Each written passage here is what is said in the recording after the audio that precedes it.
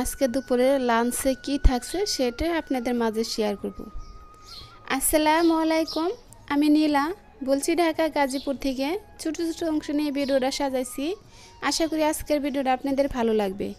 যে যেখান থেকে বসে আমার ভিডিওটা দেখতেছেন এবং দেখবেন, কাছে কি দূরে, দেশ এবং দেশের বাইরে, আশা করি আল্লাহর রহমতে সবাই সুস্থ আছেন, ভালো আছেন। আলহামদুলিল্লাহ, আপনাদের দোয়ায় ভালোবাসায় আমার পরিবারের সবাইকে নিয়ে আমরাও ভালো আছি। তো এই ভিডিওটা সকাল থেকে শুরু করলাম, সকালে নাস্তা দিয়ে। অনেক দিন ধরে কিন্তু রুটি বানানো হয় না। আসলে আমার আম্মার ডায়াবেটিস, সে কিন্তু তার কিন্তু ডক্টর বলছে 2 বেলা রুটি খেতে, সে রুটি খায় না। আর সকালে ভাত রান্না করা হয়, সে ভাতই খায়। তা আজকে ভাবলাম যে একটু মিষ্টি কুমড়া ভাজি করছি, সেটা দিয়ে রুটি খেতে অনেক ভালো লাগবে।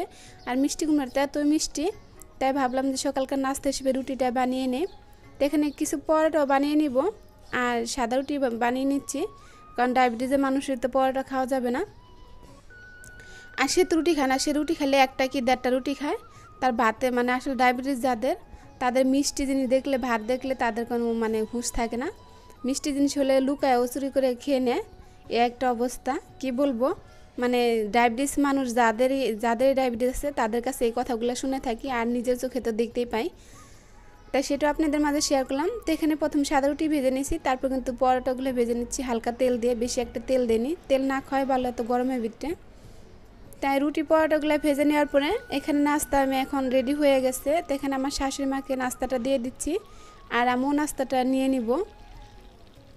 আর এই মিষ্টি কুমড়াটা রাতের বেলায় রান্না করে রাখছিলাম, কারণ আগের দিনকার ভিডিওতে দেখতে পাচ্ছেন আমি রান্না করি নাই কোনো কিছু, শুধু মিষ্টি কুমড়া ভাজি করছিলাম আর ভাত রান্না করছিলাম অল্প কিছু, কারণ রাতের খাবার বাইরে থেকে কিনে নিয়ে এসেছিল। তো এখানে যে মিষ্টি কুমড়া তাকেও দিয়ে দিছে, আর তাকে পরোটা দিয়ে দিব আর রুটি দিয়ে দিব। তো এখানে আমার জন্য একটা রুটি একটা পরোটা নিয়ে নিলাম। আর এই যে পরোটা মানে বাচ্চারা বিশেষ করে পছন্দ করে, তো এখানে শাশুড়ি মাকে কম বেশি সবই দেওয়ার চেষ্টা করি। তো এখানে শাশুড়ি মাকে 2টা রুটি দিয়েছি, একটা পরোটা দিয়ে দিয়েছি, সাথে চিকেনও তাকে দিয়েছি, সেটা আপনাদের মাঝে শেয়ার করে নেই। আর এই যে আমার জন্য একটা চিকেন নিয়ে নিলাম, আর একটা পরোটা একটা রুটি নিয়ে নিয়েছি। এটা না সকালকার নাস্তা করে নিব। তো এই নাস্তা করতে করতে ফিরে আসতেছি আপনাদের মাঝে আর কিছুক্ষণ পর।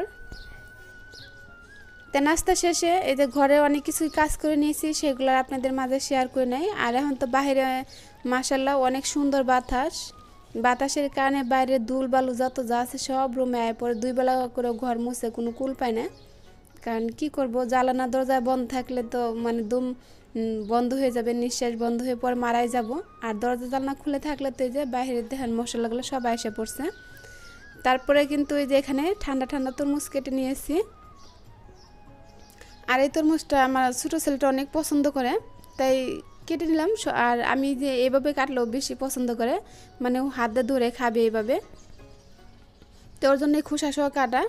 তাই তরমুজটা সবাইকে দিয়ে দিলাম, এনে আমার শাশুড়ি মা, আমার মা, তারপর সুহানে তো খায় না, তাই সবাই একসাথে খেয়ে নিচ্ছি।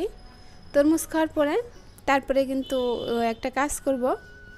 তো এই যে এই কাজটা কিন্তু অনেক দিন ধরে ভাবতেছি করব মানে এটা ভেঙে গেছে, তাই এটা এখন একটু জোড়া লাগিয়ে নিচ্ছি। আসলে আমাদের বাড়িলার থাকে, ঢাকা থাকে, উত্তরা থাকে, তাই তাকে বলার পরে মানে তাকে আর বলবো কি, তাকে তো সবসময় দেখতে পায় না, ম্যানেজারনি থাকে, তাকে বলছি অনেক দিন বলছি, সে দেয় না। এখন আমি এখানে, কারণ আমার বিশেষ করে মেয়েদের পাকঘরে বেশি সময়টা কেটে যায়, তো এই যে ভিডিও করার মানে টাইলসগুলো উঠে যায়, তাই ভাবলাম যে একটু সিমেন্ট মাটি লাগিয়ে টাইলসগুলো একটু হালকা আটকিয়ে দেই, কারণ কখন রুম ছেড়ে দেয় তার কোনো ঠিক ঠিকানা নেই। সুহানের হয়তো এই বছরে স্কুল থাকলে পরে পড়তে অন্য কোনো স্কুলে সুহানডে আর সানডে এক স্কুলে ভর্তি করলে অন্য স্কুলেও চেঞ্জ করে দিতে পারি, বাসাটাও হয়তো চেঞ্জ করতে পারি। এখন আর আপাতত বাসা চেঞ্জ করতেছি না, বছর শেষে হয়তো দেখা যাবে অন্যখানে রুম নিতে পারি। তাই যে একটু লাগিয়ে নিলাম, লাগিয়ে এটা পরিষ্কার করে নিয়ে এসেছি। এর মাঝে আইসক্রিম নিয়ে এসেছিলাম, ফ্রিজে ছিল, সেই ফ্রিজ থেকে আইসক্রিমগুলো বের করে নিলাম। আসলে এই গরমের দিনে কিন্তু ঠান্ডা জিনিসগুলো বেশি ভালো লাগে, তারপরে কিন্তু এই ঠান্ডা জিনিসগুলো মানে অ্যাকসেপ্ট না করাই ভালো, কারণ এগুলো লেগে কিন্তু অনেকটাই ক্ষতি হয় শরীরের জন্য। কিন্তু আসলে কি করার, শরীরের একদিকে দেখতে গেলে আরেকদিকে খারাপ লাগে।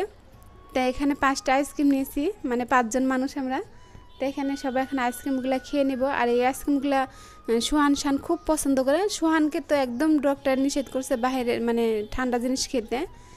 আর এই যে দুপুরে বলছিলাম দুপুরে লাঞ্চ আজকে কী থাকছে সেটাই শেয়ার করব। তো এই যে এতটা গরম কি করব বুঝতে পারতেছি না। আর রাতের বেলা যে ভাতগুলো রান্না করছিলাম এগুলো তো সকালে রুটি মানে সকালকার নাস্তা রুটি খাওয়া হয়েছে, ভাত আর খাওয়া হয় নাই। তো দুপুরের লাঞ্চ আজকে এগুলাই করব, পানি ভাত আর হলো পানি ভাতের ভিতরে একটু পানি দিয়ে দিলাম, মিষ্টি কুমড়ো ভাজি নিয়ে নিচ্ছি, সাথে ডিম ভাজি ছিল, সেগুলো আর আপনাদের মাঝে শেয়ার করে নেই। আর এই যে এখানে বেশ কিছু শুকনো মরিচ নিয়ে নিলাম। আসলে পানি ভাতের সাথে কিন্তু শুকনো মরিচ দেওয়া এভাবে মুড়ি দেওয়া পানি ভাতটা খেতে ভালোই লাগে, সাথে কাঁচা পেঁয়াজ। কিন্তু ডক্টর আমার কাঁচা পেঁয়াজ খেতে নিষেধ করছে, এই কারণে খায় না, কারণ আমার জিহ্বায় একটু সমস্যা আছে। সেটা আপনাদের মাঝে কোনো একটা ভিডিওতে দেখাবো, শেয়ার করব। আমার জিহ্বার এই সমস্যার লেগে ডক্টর কাঁচা পেঁয়াজ খেতে নিষেধ করছে।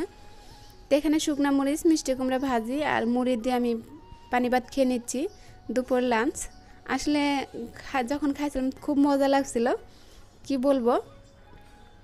আমার মতো এভাবে কে পানি ভাতের সাথে মুড়ি দিয়ে খেয়ে থাকেন অবশ্যই একটা কমেন্ট বক্সে কমেন্ট করে জানাবেন। এই ছিল আজকে লাঞ্চ। তাই লাঞ্চ শেষ করার পরে এখানে রান্নাটা বসিয়ে দিয়েছি। রান্না করবো আজকে একটু খিচুড়ি, কারণ আকাশে দেখা যাচ্ছে হয়তো একটু মেঘ হতে পারে, বৃষ্টি বৃষ্টি বা বোঝা যাচ্ছে, মানে এই রোদ উঠে না। তারপরে কিন্তু গরমটা কিন্তু কোনো দিকে কম না, গরমটা অনেক ভালোই আছে। তো এখানে তেমন কোনো সবজি ছিল না, তো একটু মিষ্টি কুমড়া আর একটু আলু দিয়ে দিছি, মানে একটা আলু দিয়েছি আর একটু মিষ্টি কুমড়া দিয়েছি, একটু তেলে ভেজে নিচ্ছি। আর এই পর্যায়ে আমি চালগুলা ধুয়ে নিব। এখানে কিন্তু মুগ ডাল আমি ভেজে দিয়ে দিয়েছি চালের সাথে। বাচ্চার সাথে কথা বলতে বলতে মুগ ডালটা একটু হালকা লাল হয়ে গেছে, দেখতে পাচ্ছেন চালের সাথে একটু কালো কালো দেখা যাচ্ছে। তাই চালটা আমি ধুয়ে নিচ্ছি। চালটা ধুয়ে আমি ভিজিয়ে রাখবো, মানে চালটা কিন্তু অনেকক্ষণ ধরে ভিজিয়ে রাখছি, দেখতে পাচ্ছেন চালগুলো ধুয়ে মানে ভিজে কিন্তু ফুলে ডাবল হয়ে গেছে। তাই এখানে আবার আমি চালটা ধুয়ে পানি দিয়ে রেখে দিলাম। আর এই যে এরপর আমি গোশগুলোও একটু কষিয়ে নিয়েছি, এখানে অল্প একটু মুরগির গোশ দিয়েছি, যেরকম ছিল সেরকম দিয়েছি। আর সোহানের বাবা ব্রয়লার মুরগির গোশ খেতে পছন্দ করে না, তারপর মানে অল্প করে দিয়ে দিলাম। সোহানে আবার এইভাবে খিচুড়ি রান্না করলে অনেক পছন্দ করে। সোহানের বাবারও খিচুড়িটা অনেক পছন্দ, কিন্তু ব্রয়লার মুরগি পছন্দ না, গরুর গোশ বেশি পছন্দ করে। কিন্তু সোহানে তো গরুর গোশ খাবে না, ডক্টর নিষেধও করছে, কারণ ওর অ্যালার্জি প্রচুর শুলে বাড়ছে। এই কারণে কিন্তু ওর কারণে গরুর গোশ দিয়ে রান্না করছি না, মুরগি গোশ দিয়ে রান্না করেছি। তাই ওই কড়াইয়ের ভিতরে যখন রান্না করছিলাম দেখলাম যে পানি দিলে হয়তো চালটা ভালো করে ফুটবে না, তাই এই কারণে আমি পাতিলটা চেঞ্জ করে দিয়েছি, মানে কড়াইটা চেঞ্জ করে একটা পাতিলে হাঁড়িতে বসিয়ে দিলাম। আর এই যে চালটা বেশ কিছুক্ষণ ভেজে নিয়ে তারপর যে মিষ্টি কুমড়া আর আলুটা ভেজে নিয়েছিলাম সেইগুলো এখানে অ্যাড করে দিয়েছি। দেওয়ার পরে এই যে পানিটা বলক উঠে গেছে, এই পর্যায়ে আমি মসুর ডালগুলো ধুয়ে রাখছিলাম, ডালটা ভিজে রাখছিলাম, মসুর ডালটাও কিন্তু আমি ভেজে নিয়েছি। তারপরে কিন্তু এখানে আমি দিয়ে দিচ্ছি মানে মসুর ডালটা।